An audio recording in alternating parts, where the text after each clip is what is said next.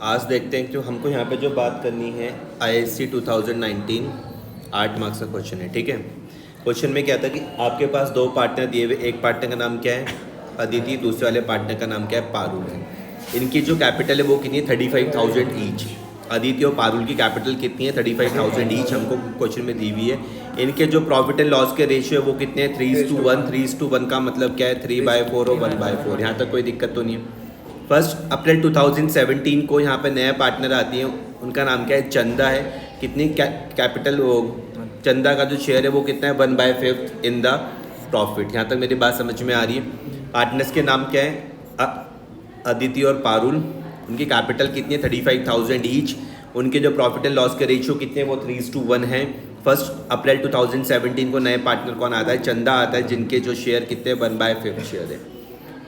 चंदा brings in ₹40,000 as her capital. Book में ध्यान देना कि चंदा कितने रुपए लेकर आ रही है 40,000 एज हर कैपिटल के तौर पर, और साथ में शेयर ऑफ गुडविल लेकर आ रही है, वो भी किसमें कैश में।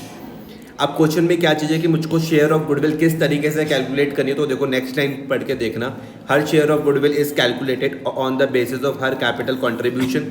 गुडविल की कैलकुलेशन किस बेसिस पर करनी है जितनी उन्होंने कैपिटल कंट्रीब्यूट करी, and her share of profits in the firm. दो चीज़ों के बेसिस पर करनी है, एक तो कैपिटल कंट्रीब्यूशन को देखना है, दूसरा उनका प्रॉफिट के शेयर को देखना है। ठीक है जी। At the time of the Chanda's admission, book में ध्यान देना, the firm had a workman compensation reserve of ₹60,000 against which there was a claim of ₹20,000। आपको अच्छी ढंग से पता है, आपने बुक में देखा भी है, क्लास में डिस्कस भी हुआ है कि जो वर्कमैन कॉम्पनसेशन रिजर्व कितना है 60,000। ध्यान से समझना है, आपको बैलेंस शीट पे कौन सी वाली साइड पर दिखता है, लिएबिलिटी वाली साइड पर दिखता है। समझ में आ रहा है। वर्कमैन कॉम्पनसेशन रिजर्व आपको बैलेंस शीट पर दिखता है कितना 60,000, कौन सी वाली साइड पर, लिएबिलिटी वाली साइड पर। तो ध्यान से इस चीज़ को समझना, हमने रिजर्व कितने का बनाया 60,000 रुपीज़ का, क्लेम कितने का है 20,000 रुपीज़ का। इस पॉइंट को ध्यान से समझना है। Workman compensation reserve, workman compensation किस लिए बनाया हुआ है, वर्कमैन को कॉम्पनसेट करने के लिए।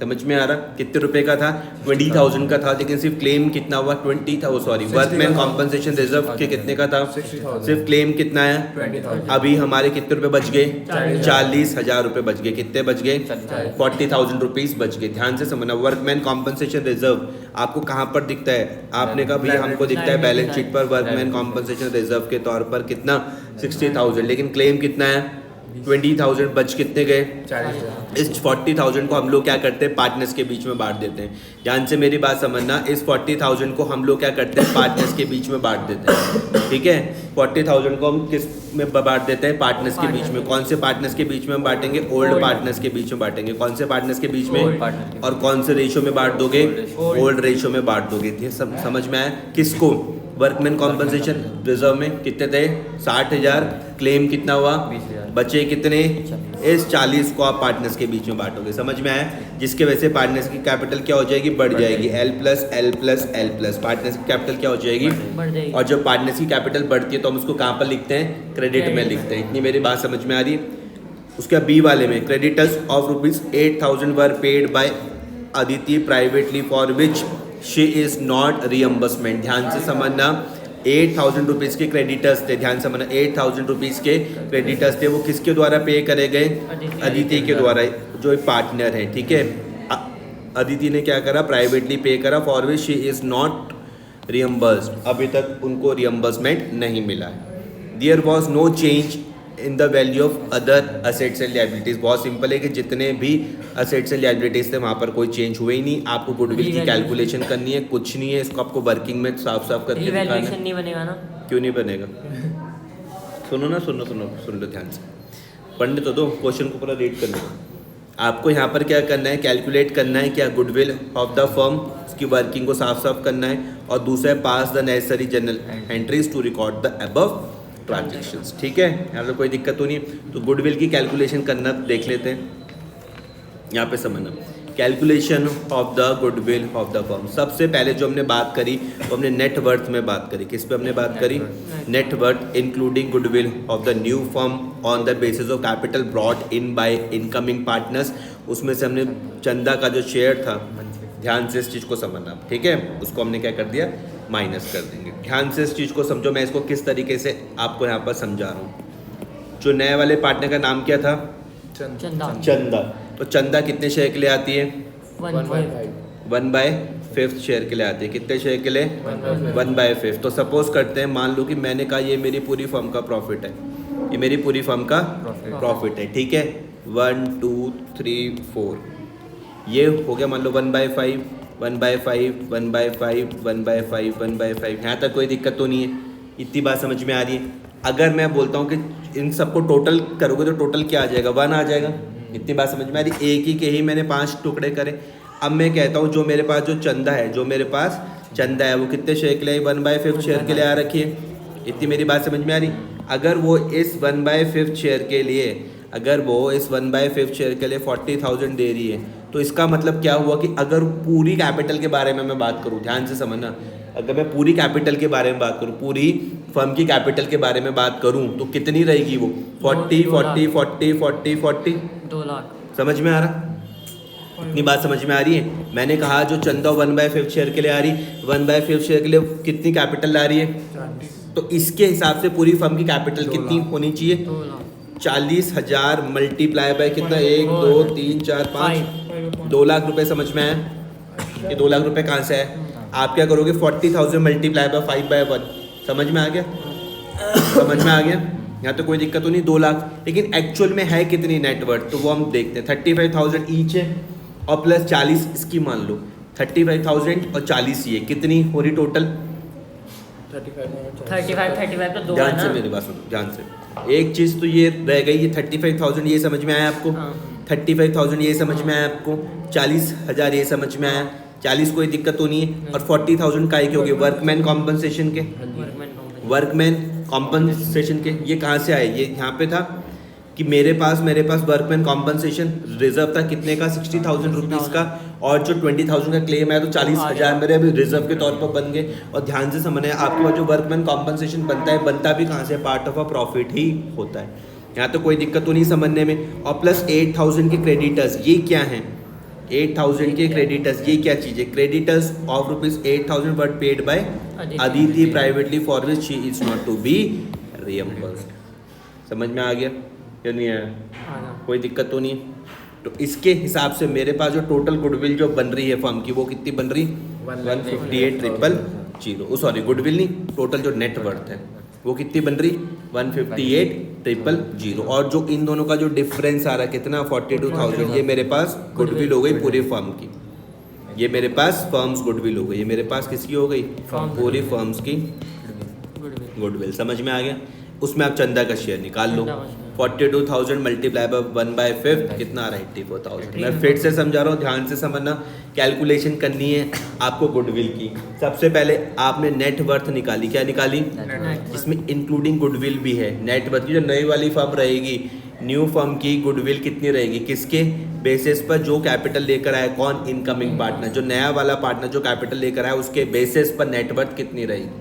मैंने दिमाग लगाया, मैंने कहा कि भाई अगर वो 1/4 के लिए 40,000 रुपये लेकर आ रहा है, तो इसके बेसिस पर पूरी फर्म की कितनी कैपिटल होनी चाहिए, 2 लाख। 40,000 मल्टीप्लाई बाय 5 कितना आ रहा है, 2 लाख आ रहा है। लेकिन एक्चुअल में कितनी है, एक्चुअल में मैं अगर देखूं तो नेटवर्थ, ध्यान से मेरी बात समझना, नेटवर्थ एक्सक्लूडिंग गुडविल को छोड़ देता हूं मैं नई फर्म की, तो उसमें सारे पार्टनर्स की कैपिटल को जोड़ लो। और अगर कोई एक्यूमुलेटेड प्रॉफिट या रिजर्व है, नेट एक्यूमुलेटेड प्रॉफिट या रिजर्व है, तो उसको भी ले लेना। तो कैपिटल कितनी होगी, 35,000 समझ रहे हो, 35,000 समझ रहे हो, 40,000 समझ रहे हो, ये वाला 40 भी समझ गए, और 8,000 आप क्रेडिटर्स भी समझ चुके हो। तो टोटल कितना आ रहा है, 158। इन दोनों का जो डिफरेंस रहेगा 42,000, ये आपके पास पूरी फर्म की गुडविल निकल गई, पूरी फर्म की गुडविल निकल गई। कितनी, 42,000। उसका आपने 1/5 शेयर निकाला, कितना, 8,400 रुपीज़। यहाँ तक बात समझ में आ रही।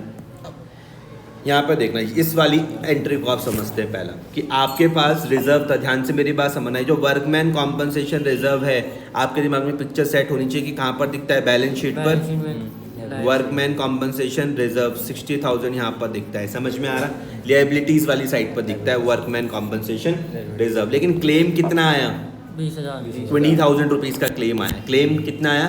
20,000। मतलब आपने रिजर्व तो कितने का बना रखा था? 80,000 रुपीज़ का रिजर्व, ओ सॉरी 60,000 रुपीज़ का क्या बना रखा था? जसमीत यहाँ पे ध्यान दो, आपने सॉरी प्रभजोत यहाँ पे क्या करा कि आपने क्या करा, 60,000 रुपये का वर्कमैन कॉम्पनसेशन रिजर्व बना के चल रहे थे, लेकिन एक्चुअली में लाइबिलिटी आई कितने की?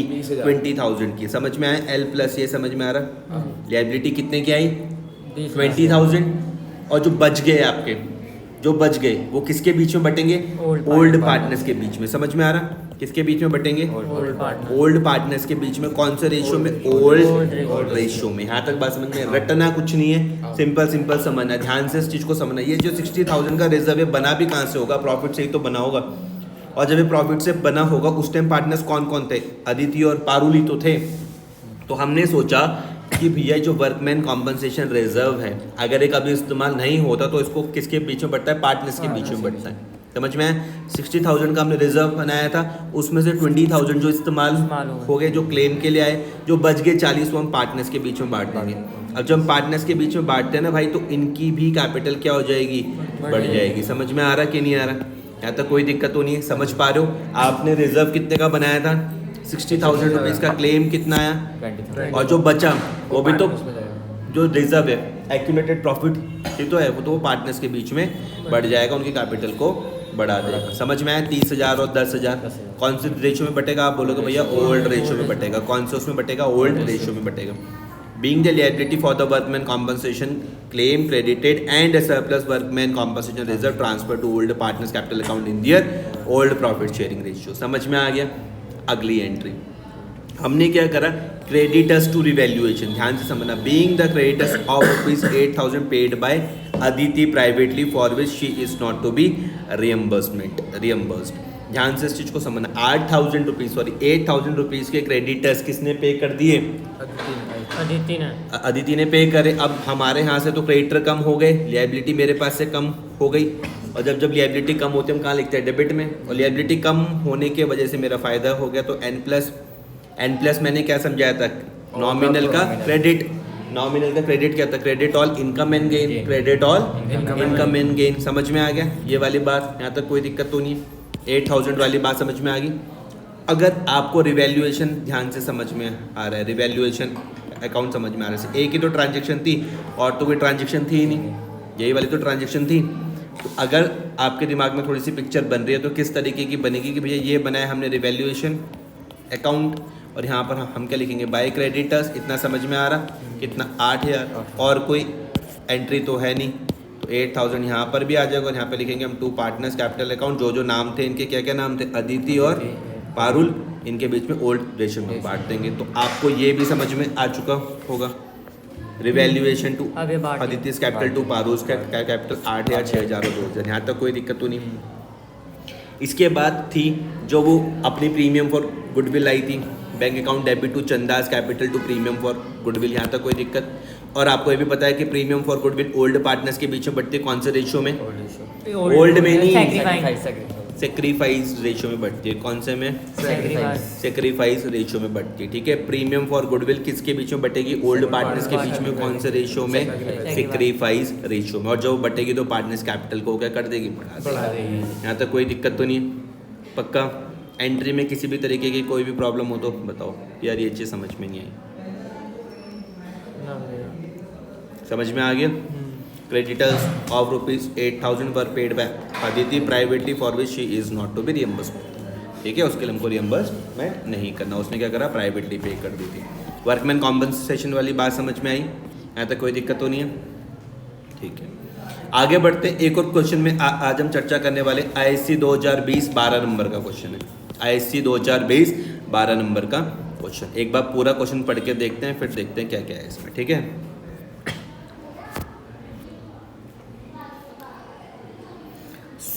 स्मिता एंड पुनीता, ध्यान से समझना। पार्टनर्स के नाम क्या है? स्मिता एंड पुनीता। तुम्हारे पास पार्टनर्स है जिनके बीच के प्रॉफिट एंड लॉस के रेशियो कितने हैं? 3:2।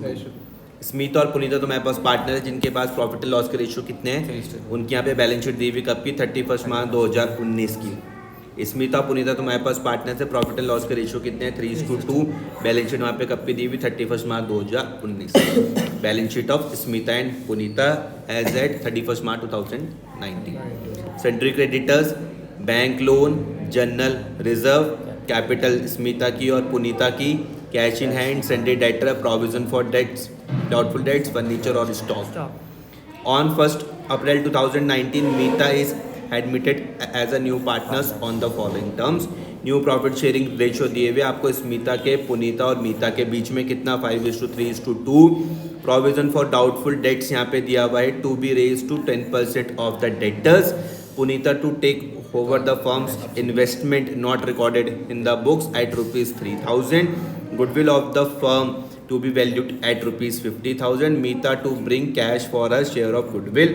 50% of the goodwill to be withdrawn by the old partners. Meeta to pay off the bank loan on behalf of the firm. The amount due to her by the firm to be considered as a part of her capital contribution.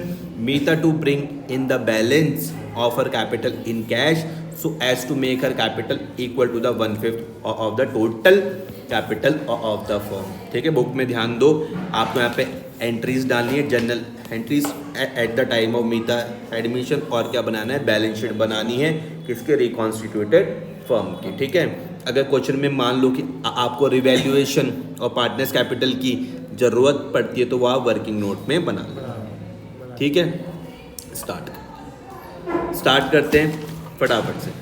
सबसे पहले आपको क्या करना है, सबसे पहले जब आप काम करोगे आपको ओल्ड रेशियो दिए हुए, न्यू दिए हुए, तो आप ओल्ड और न्यू के बेसिस में क्या निकाल लोगे, सेक्रीफाइस और गेनिंग रेशियो निकाल लोगे, कोई दिक्कत तो नहीं है।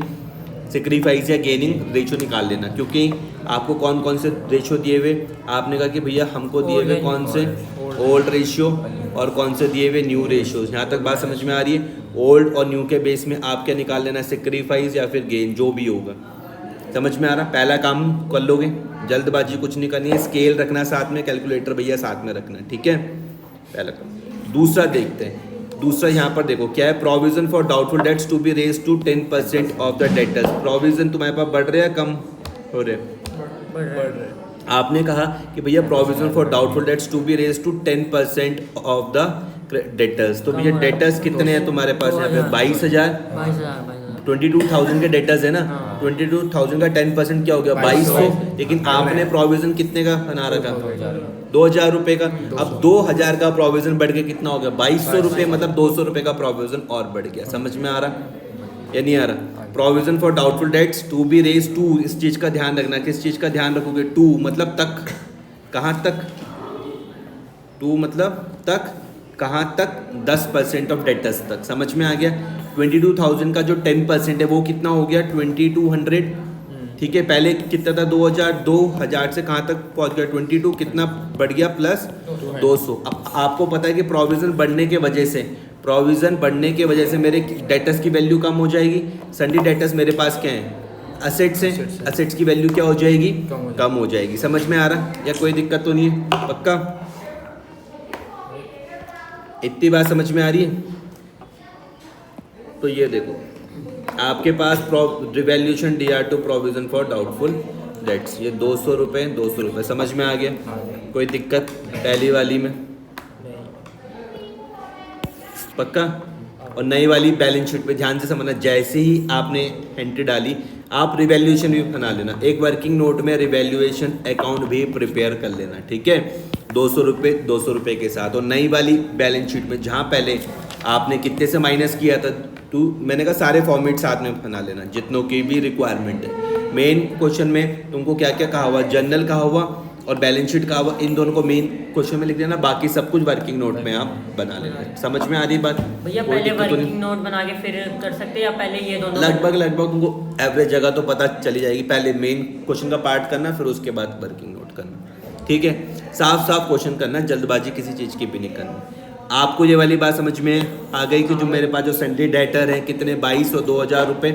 अब वो नई वाली बैलेंस शीट में कितने माइनस होंगे, 22,000 में से आप 2,200 माइनस करोगे, कितने करोगे, 22,000 में से आप कितने माइनस करोगे, 2,200 रुपये। तो ये वाला बात समझ में आपको आई होगी, यहाँ तक कोई दिक्कत तो नहीं है। तो हमने यहाँ पे डेटर्स वाला पॉइंट सॉल्व कर लिया, कोई भी ट्रांजेक्शन छोड़नी नहीं है। समझ में आ गया? एंट्री समझ में आ गई?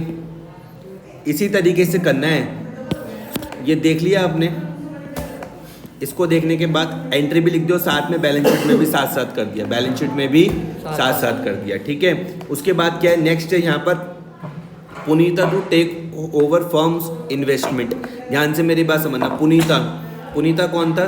पार्टनर है कोई ये देखो, जिसकी 40,000 रुपीज़ कैपिटल थी, उस वाले पार्टनर्स के बारे में बात हो रही है। ये क्या लेकर गई? फर्म के इन्वेस्टमेंट लेकर गई जो हमारी बुक्स में नहीं थे, not recorded in the books at ₹3,000। समझ में आ रहा? हमारे बुक्स में नहीं थे, वो वाले लेके गए, अनरिकॉर्डेड असेट्स। तो सिंपल सा समझो कि जब हमारे यहाँ पे पुनीता जब कोई असेट्स लेके जाएगी तो उसकी कैपिटल बढ़ेगी या कम होगी? कम हो जाएगी। जब वो कैपिटल लेके जाएगी तो आप बोलोगे भैया उसकी कैपिटल क्या हो जाएगी? कम हो जाएगी। किसकी? पुनीता की। समझ में आ गया? तो यहाँ पे देखो क्या रूल लग गया, L- का रूल लग गया। और रिवैल्यूएशन में समझ गए भाई, अनरिकॉर्डेड असेट्स पहले नहीं थे, अब आ रहे, तो तुम्हारा क्या हो गया? फायदा हो गया। तुम्हारा क्या हो गया? फायदा हो गया। N+ का रूल समझ में आ गया। पहले वाले पॉइंट में क्या था? रिवैल्यूएशन डेबिट में क्यों आ रहा? क्योंकि भैया जैसे ही मेरे पास क्या हो रहा है कि जैसे मेरे पास प्रोविजन फॉर डाउटफुल डेट्स बढ़ रहा है, उसके वजह से मेरे डेटर्स की वैल्यू कम हो जा रही। डेटर्स की वैल्यू कम होने का मतलब भैया नुकसान हो जा रहा। ये वाली समझे? दूसरी वाली समझे? कोई दिक्कत तो नहीं। अब इस वाली एंट्री को पुनीतास कैपिटल टू रिवैल्यूएशन, ये दिख रही है आपको 3,000। तो ये जब आपने वर्किंग नोट में क्या बनाया होगा? पार्टनर्स कैपिटल, तो वहाँ पर भी इसको साथ साथ शो कर देना, वहाँ पर भी इसको साथ साथ शो कर देना। जैसे ये है पार्टनर्स कैपिटल दिख रहा है, ये पार्टनर्स ये कैपिटल पुनीता में 3,000 रुपये टू रिवैल्यूएशन। आप समझ, यहाँ तक बात समझ में आ रही? कोई दिक्कत तो नहीं है? पक्का? ठीक है, आगे बढ़ते हैं। तो हमने यहाँ पे कौन कौन से पॉइंट कर लिए? बी वाला कर लिया, सी वाला कर लिया। अब यहाँ पे देखो जो फर्म की जो गुडविल है, गुडविल ऑफ द फर्म कितनी है? 50,000। मीता अपनी जो शेयर था वो काय पर लेकर आई? कैश पर लेकर आई। एंट्री तुमको इसकी पता है, cash account debit to premium for goodwill. और वो गुडविल ओल्ड पार्टनर्स के बीच में बढ़ती है, और उसके बाद उन्होंने क्या करा? 50% गुडविल को क्या कर दिया? विड्रू कर दिया। ये मैंने बहुत तुम्हारे साथ क्लास में बहुत अच्छे ढंग से डिस्कस किया हुआ है। अच्छा, यहाँ पे देखो अभी नए वाले पार्टनर की कैपिटल नहीं दी हुई, तो उसकी हम कैलकुलेशन तब करेंगे। फिलहाल आप कितना कितना कर सकते हो? फिलहाल आप कौन कौन से पॉइंट कर सकते हो? आप गुडविल को लाने की एंट्री कर सकते हो, गुडविल को लाने की एंट्री कर सकते हो। Cash account debit to premium for goodwill 10,000। इसमें कोई दिक्कत तो नहीं आ रही है? कैसे करके आया है ये? आप बोलोगे भैया पूरे फर्म की कितनी है भैया? 50,000। उसका शेयर कितना है? 2/10। तो आप इसको कर लोगे कितना? 50,000 मल्टीप्लाई बाय 2/10 कितना आ रहा? 10,000। यहाँ तक कोई दिक्कत तो नहीं है? ये आपको 10,000 समझ में आ गया? ठीक है, एंट्री ये वाली समझ में आ रही? Cash account debit to premium for goodwill. उसके बाद जो प्रीमियम फॉर गुडविल है ओल्ड पार्टनर्स के बीच में बढ़ जाती है। प्रीमियम फॉर गुडविल किसके बीच में बढ़ जाती है? ओल्ड पार्टनर्स के बीच में। कौन से रेशियो में? वो सेक्रीफाइस में। आप सेक्रीफाइस कैलकुलेट कर सकते हो, किस तरीके से कर सकते हो? क्योंकि क्वेश्चन में आपको ओल्ड भी दिए हुए और न्यू भी दिए हुए, इनकी हेल्प से आप क्या कैलकुलेट कर सकते हो? सेक्रीफाइस कैलकुलेट कर सकते हो, और ये बढ़ जाएगी। यहाँ तक कोई दिक्कत तो नहीं है इतने में? नहीं। और क्वेश्चन में क्या कहा गया कि उन्होंने आधी गुडविल निकाल भी दी, तो जैसे ही गुडविल निकालेंगे तो भैया पार्टनर्स की कैपिटल बढ़ जाएगी, कम हो जाएगी? कम हो जाएगी। तो L- का रूल लग जाएगा। समझ में आया? और कैश में काय का रूल लग जाएगा? A- का। तो मेरे हिसाब से आप कौन कौन सी समझ गए? आप प्रीमियम फॉर गुडविल वाली समझ गए, गुडविल का पैसा ओल्ड पार्टनर्स के बीच में बटा वो समझ गए, उन्होंने विड्रू करा वो आप समझ गए। यहाँ तक कोई दिक्कत? ये समझ गए, ये समझ गए, ये साइड आएगी ना उसमें, वो सिंपल है, वो तो भर लोगे आप। पोस्ट करने में कोई दिक्कत तो नहीं आएगी? Cash account debit to premium for goodwill समझ गए? पक्का? Cash account debit to premium for goodwill DR to old capitals partners capital account. तो ये रही आपके पास, आपको पता ही है किस तरीके से हम यहाँ पे लिखते हैं, by premium for goodwill, by premium for goodwill 5,000 और 5,000। यहाँ तक कोई दिक्कत तो नहीं है? और जब उन्होंने जब विड्रू करी तो टू बैंक आ जाएगा 50%, 25 और 25। बात समझ में आ रही है? ऊपर से तो नहीं जा रहा कुछ? तो आपने यहाँ पे कौन कौन से पॉइंट कर लिए? एक गुडविल वाला पॉइंट कर लिया, 50% वाला कर लिया। आगे क्या लिखा हुआ है यहाँ पे? Meeta to pay off the bank loan. Meeta to pay off the bank loan on behalf of the firm. Meeta क्या कर रही है भैया? बैंक लोन को पे ऑफ करिए। मीता कौन थी भैया? नया वाला पार्टनर थी, बैंक लोन कितना दिख रहा है भैया, 6,000 रुपये का बैंक लोन दिख रहा है, मतलब हमारी लायबिलिटी कम हो रही है। Amount due to her by the firm to be considered as a part of her capital contribution. बोला मीता जो नया वाला पार्टनर है, ध्यान से समझना, मीता जो नया वाला पार्टनर है वो कहती है कि भैया बैंक लोन मैं पे कर दूंगी, बैंक लोन मैं पे कर दूंगी, ठीक है। और जितना भी उसने बैंक लोन पे करा, मतलब कितना 6,000 रुपये का बैंक लोन था, उसको हम क्या मान लेंगे, उसकी पार्ट ऑफ कैपिटल मान लेंगे। यहाँ तक कोई दिक्कत तो नहीं है। एंट्री आप इसकी यहाँ पर देख लो ध्यान से, क्या चीज़ है भैया, मेरे पास लायबिलिटी मेरी कम हो रही है, मेरे पास लायबिलिटी कम हो रही, बैंक लोन वाली तो उसमें काय का रूल लग जाएगा L माइनस का। लेकिन ध्यान से मेरी बात समझना, ये वाला जो 6,000 रुपये ये किसके द्वारा पे किया गया, मीता के द्वारा, और वो कह रही है कि अब इस 6,000 को मेरी क्या मान लो, कैपिटल कंसिडर कर लो, तो कैपिटल में L+ का रूल लग जाएगा। अब समझ में आ रहा, तो इसका मतलब ये 6,000 रुपीज़ अब कहाँ पर दिखाने वाले हो, पार्टनर्स कैपिटल पर। नहीं आया समझ में, आ गया 6,000 अब कहाँ पर दिखाओगे, पार्टनर्स कैपिटल अकाउंट पर बाय बैंक लोन करके 6,000। कोई दिक्कत तो नहीं है इतने में, पक्का।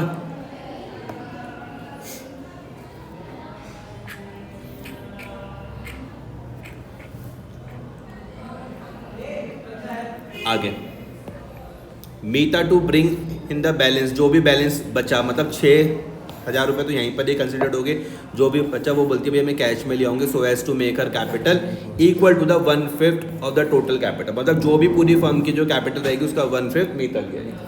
अभी यहाँ पे देखो कौन कौन से पॉइंट है, सन्ड्री क्रेडिटर्स के साथ कोई बात तो नहीं थी ना, सन्ड्री क्रेडिटर्स के साथ कोई ट्रांजेक्शन तो नहीं थी, तो इसको सेम यहाँ पे कॉपी पेस्ट कर लो अब 14,000 रुपये, जिसके साथ कुछ नहीं था उसको नई वाली बैलेंस शीट में सेम आप उसको कॉपी कर लो, यहाँ तक कोई दिक्कत तो नहीं है। आपको ये वाली बात, ये बैंक लोन वाली कहानी तो हो गई, तो अभी नई वाली बैलेंस शीट में तो जाएगी नहीं, समझ रहे हो।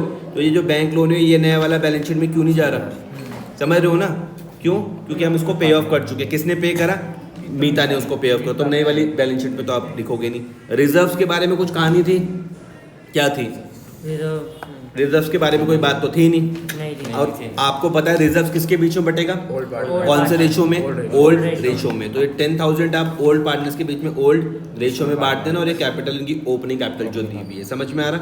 एंट्री भी आप इसकी लिख देना रिजर्व वाले की, रिजर्व लिख दोगे, reserve DR2 as capital to Punita's capital, ये समझ में आ रहा है। रिजर्व बटेगा तो पार्टनर्स की कैपिटल क्या हो जाएगी, बढ़ जाएगी, कौन से रेशियो में, ओल्ड रेशियो में बांट देना, समझ में आया। और इसको देखो ये सेम चीज़ आपका पे पार्टनर्स कैपिटल पर भी दिख रही है, बाय बैलेंस ब्रॉट डाउन, ये समझ में आ रहा, कहाँ से आए, बैलेंस शीट से, बैलेंस शीट से बाय बैलेंस ब्रॉट डाउन, यहाँ तक कोई दिक्कत तो नहीं है। रिजर्व भी समझ में आ रहा, कहाँ से आया, बैलेंस शीट से, तो मेरे हिसाब से ये समझ में आ गया, ये दोनों समझ में आ गए, कोई दिक्कत तो नहीं है। बैंक लोन वाली भी समझ में आ गई, प्रीमियम फॉर गुडविल वाली भी आपको समझ में आ गई। अब मैं यहाँ पे बात करता हूँ, मेरे पास क्या है भैया, रिवैल्यूएशन बना लेना, रिवैल्यूएशन बना लेना, उसमें कोई दिक्कत नहीं आनी। रिवैल्यूएशन जब आप बनाओगे, सपोज करते कौन कौन सी एंट्री आ रही है उसमें, रिवैल्यूएशन में आपने फटाफट से रिवैल्यूएशन बना लिया, तो रिवैल्यूएशन की कौन कौन सी थी, एक तो 200 रुपये वाली ये थी, रिवैल्यूएशन में 200 रुपये डेबिट में एक ही आ रहे, और कौन सा है, बोलो, 3 और 201 था, ये है ना। देखो डेबिट में कौन कौन सा है, जब आप रिवैल्यूएशन बनाओगे तो 200 रुपये डेबिट में ये दिख गए, 200 रुपये आपको रिवैल्यूएशन में डेबिट में एक ये दिख जाएंगे, ठीक है। क्रेडिट में ये दिख जाएंगे 3,000 रुपये, और कितने हो गए, बस यही तो है, और तो कोई था नहीं। बैंक लोन वाला क्यों आएगा, बैंक लोन तो मीता ने पे करा ना, उसका तो भाई बैंक लोन जब मीता ने पे करा तो उसको हमने कैपिटल भी तो माना है, तो वो क्यों आएगा। बस इन दोनों का डिफरेंस क्या आ जाएगा भाई, 3,000 कहाँ पे थे आपके, क्रेडिट में, रिवैल्यूएशन के 2,000 कहाँ पे थे, डेबिट में, तो 2,800 हो गए, 28 आप पार्टनर्स के बीच में बांट दोगे, 2,800 रुपये, यहाँ तक कोई दिक्कत तो नहीं है इतने में, 2,800 रुपये आप पार्टनर्स के बीच में बांटोगे, उनकी कैपिटल बढ़ जाएगी, सिंपल, कोई दिक्कत इतने में आ रहा समझ में। तो यार पार्टनर्स कैपिटल में लिख दोगे कितना जो भी बढ़ के आए बाय रिवैल्यूएशन, ठीक है जी, यहाँ तक बात समझ में आ रही। टोटल का कर लेना, यहाँ पर आप किस किस का टोटल का कर लोगे, स्मिता का, और इससे माइनस कर देना 2,500 से, आपके पास मिल जाएगा 40,180। सेम पुनीता का माइनस कर लेना 4462 कर लोगे, अब मीता का देखते हैं क्या, देखो मीता का 6000 तो वही था। अब यहाँ पर देखो ये कैलकुलेशन तो आप कर ही लोगे सेक्रीफाइस की, ठीक है, अभी तक आपने कर भी ली होगी। न्यू में से ओल्ड को माइनस कर देना, आपको पता चल जाएगा सेक्रीफाइस। अब टोटल कैपिटल आप यहाँ पर देखो किस तरीके से इम्पॉर्टेंट है, सबसे ज़्यादा इम्पॉर्टेंट यहाँ पर ध्यान दो, इम्पॉर्टेंट। कल जब इस क्वेश्चन को करके लाओगे यहाँ से एकदम चेप के मत करना कि तुमने यहाँ पे देखा और देख के करा, हर एक पॉइंट तुमको समझ में आना चाहिए किस तरीके से हुआ है। खाना पूर्ति मत करना हर एक चीज़ की, ये चीज़ ऐसे आई ऐसे आई ऐसे आई, मैं पूछूंगा भी कल तुमसे। यहाँ पर क्या देखो total capital of the new firm, हमने क्या करा यहाँ पे कैपिटल ली किस किस की, स्मिता और पुनीता की। यहाँ तक आप बहुत आराम से पहुँच जाओगे, यहाँ तक आपको पहुँचने में कोई दिक्कत नहीं है। समझ में आ रहा, स्मिता और पुनीता की कैपिटल में पहुँचने में आपको कोई दिक्कत नहीं आने वाली। किस तरीके से, स्मिता का टोटल कैलकुलेट कर लेना, जितना भी टोटल है क्रेडिट का उसमें से उसके डेबिट को माइनस कर दोगे तो 40,180 में पहुंच जाओगे। पुनीता का भी सेम क्रेडिट का टोटल करना है, डेबिट से माइनस कर लेना तो 44,620 में आप पहुंच जाओगे। यहाँ तक पहुंचने में कोई दिक्कत नहीं आएगी। इतनी मेरी बात समझ में आ रही? तो आप जैसे ही यहाँ तक पहुँचे आपको पता है कि ये किस किस की कैपिटल है, स्मिता और पुनीता की है। स्मिता और पुनीता की, स्मिता और पुनीता का शेयर है कितना, क्वेश्चन में दिया हुआ स्मिता और पुनीता का शेयर है कितना, 532। न्यू वाला देखो ना 532, मतलब इन दोनों को मैं अगर जोड़ दूँ, इन दोनों को मैं अगर जोड़ दूँ तो 5 और 3 कितने हो गए, 8 हो गए, 8/10 हो गया, 8/10। तो मैं क्या कर दूंगा, जो 8/10 शेयर है वो किसका है, स्मिता और पुनीता का। लेकिन तो मुझको तो पूरी फर्म का चाहिए, और पूरी फर्म में तो भैया तीसरा वाला पार्टनर भी रहेगा, तो मैं इसको रेसिप्रोकल कर देता हूँ। समझ में आ रहा, तो मैं इसको क्या कर दूंगा, रेसिप्रोकल कर देता हूँ। रेसिप्रोकल करने में मुझे पूरी फर्म का मिल जाएगा। समझ में आई? मैं दोबारा से समझाऊँ? नहीं आ गई, फिर उसका जितना होगा उतना। समझ में आ गया? और पूरी वाली फर्म की जब क्या कैपिटल मिल जाएगी उसमें से इन दोनों की माइनस कर देना। पूरे फर्म की जो कैपिटल रहेगी उसमें से इन दोनों क्या कैपिटल को माइनस करोगे तो जो बच जाएगा नई वाली का। या फिर दूसरा तरीका, आपको पूरी कैपिटल, पूरी मतलब नई वाली फर्म की तो कैपिटल मिल गई, उसमें नए वाले पार्टनर के शेयर से मल्टीप्लाई कर देना, वो आपको मिल जाएगा। समझ में आ गया? 21,200 तक आप पहुँच जाओगे। 21,200 में से 6,000 का तो उसने बैंक लोन जो पे किया था उसको मैं माइनस कर दूंगा, बाकी 15,200 वो कैश में ले आएगी। ये रहा 15,200। समझ में आ गया? कोई दिक्कत तो नहीं है। 15,200 क्या लिख दिया आपने, बैंक। एंट्री भी आप लिख दोगे बैंक DR2 मीतास कैपिटल 15,200। समझ में आ गया? या कोई दिक्कत परेशानी है तो बताओ। तो आपका देखो कैश कहाँ पर पड़ा, 15,200 का कैश ये बढ़ता है एक बड़ा ना, और 10,000 रुपीज़ का कैश ये बड़ा प्रीमियम फॉर गुडविल में, और कहीं पर और तो कहीं पे नहीं पड़ा, और फिर 5,000 रुपीज़ का कैश कम हुआ है, तो आप इसको जोड़ लोगे। देखो यहाँ पर ये बनाया आपने कैश अकाउंट। कैश अकाउंट याद रखना क्या होता है, असेट का खाता होता है। क्या होता है, असेट। असेट जब बढ़ते हैं तो हम डेबिट में लिखते हैं, कम होते हैं तो क्रेडिट में लिखते हैं। सबसे पहले आपको यहाँ पर क्या दिख रहा है, ओपनिंग में balance, to balance brought down 30,000। ये कहाँ से आया भाई गुरप्रीत, कहाँ से आया 30,000, कहाँ से आया बताओ, कौन सी बैलेंस शीट से कहाँ दिया बताओ। ये रहा ना 30,000 रुपीज़ दिख रहा है, ये कैश इन हैंड दिख रहा 30,000 रुपीज़ यहाँ तक। अब आगे आप इसको पढ़ोगे, ये मीता की जो कैपिटल आई 15,200, समझ में आया। 10,000 जो गुडविल के लेकर आई, समझ में आ रहा। ये दोनों क्या है, जो उन्होंने आधी गुडविल निकाल दी थी, जो बच गया ये तुम्हारे पास क्या हो जाएगा, क्लोजिंग कैश हो जाएगा 50,200। यहाँ तक कोई दिक्कत तो नहीं है, पक्का। ओपनिंग कैश किस तरीके से लिख रहे, टू बैलेंस ब्रॉट डाउन, वो समझ में आ रहा। ये मीतास कैपिटल है 15,200, समझ में आया। प्रीमियम फॉर गुडविल 10,000, समझ में आया। ये दोनों क्या है, जो उन्होंने गुडविल के पैसे विड्रू करे थे, आपके पास बैलेंस आ गया 50,200, या आप बैलेंस शीट पर लिख दोगे। आप कहाँ लिखोगे, बैलेंस शीट पर 50,200। फर्नीचर पे मेरे हिसाब से शायद कुछ था नहीं, स्टॉक पे कुछ था नहीं। और ये कहाँ से है, 40,180, 44,260, 21,200, ये आपके पास क्या है, ये क्लोजिंग कैपिटल है। ये क्या है, क्लोजिंग कैपिटल। समझ में आ रहा, कोई दिक्कत तो नहीं है, पहुँच जाओगे यहाँ तक, इतना कर लेना और हो जाएगा भाई फिर।